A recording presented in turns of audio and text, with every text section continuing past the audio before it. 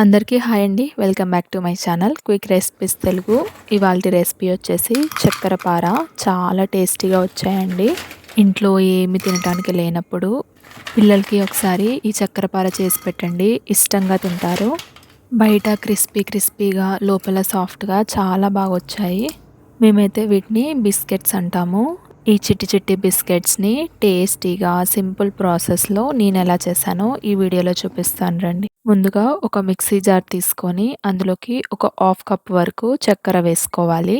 చక్కెర వేసుకున్న తర్వాత ఒక 4 యాలకులు వేసుకొని మెత్తగా మిక్సీ పట్టుకోవాలి.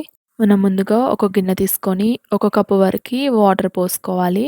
మనం ముందుగా మిక్సీ పట్టుకున్న చక్కెర యాలకుల్ని కూడా వేసి ఇప్పుడు హాఫ్ కప్ వరకు నెయ్యిని కరిగించుకొని వేసుకోవాలి.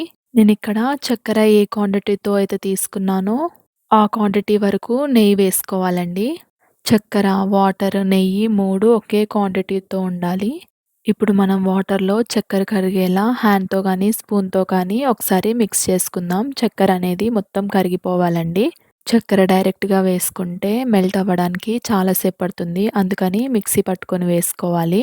ఈ విధంగా కరిగిన తర్వాత హాఫ్ కప్పు నెయ్యి, షుగరు, వాటర్కి నాకు 3 కప్పుల వరకు మైదా పిండి పట్టింది.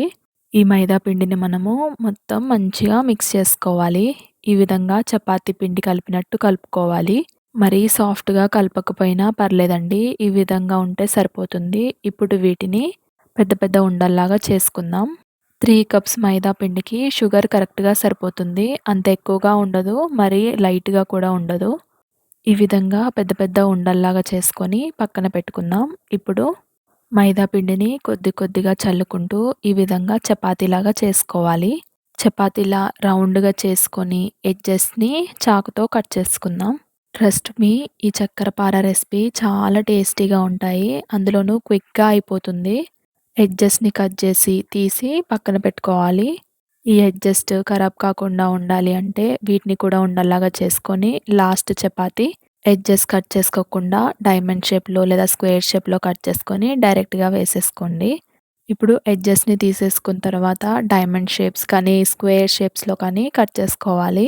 చపాతీ అనేది పల్చగా కాకుండా కొంచెం మందంగా చేసుకోవాలి. నెయ్యి వేసుకోవడం వల్ల ఈ బిస్కెట్స్ అనేవి పొంగి క్రిస్పీగా భలే టేస్టీగా ఉంటాయి. నెయ్యిని అనేది స్కిప్ చేస్తే అస్సలు బాగోవు. చాకుతో కట్ చేసుకోవడం రాకపోతే గర్జలు చేసుకునే స్పూన్తో అన్న మనం కట్ చేసుకోవచ్చు. ఈ విధంగా చిన్న పీసెస్గా కొంచెం మందంగా కట్ చేసుకోవాలి. ఇప్పుడు మనం వీటిని డీప్ ఫ్రై చేసుకుందాం. డీప్ ఫ్రై కోసం స్టవ్ వెలిగించి ఒక ప్యాన్ పెట్టుకొని ఆయిల్ పోసుకొని ఆయిల్ హీట్ అయిన తర్వాత మనం ముందుగా కట్ చేసి పెట్టుకున్న ఈ చిన్న బిస్కెట్స్ని వేసుకొని ఫ్రై చేసుకోవాలి. బిస్కెట్స్ వేయంగానే టర్న్ చేసుకోవద్దు. మీడియం ఫ్లేమ్లో కుక్ చేసుకుంటే లోపల బయట బాగా కుక్ అవుతుంది. ఈ బిస్కెట్స్ అనేది బ్రౌన్ కలర్ వచ్చేంత వరకు బాగా కుక్ చేసుకోవాలండి. చూడండి ఎంత బాగా పొంగుతున్నాయో.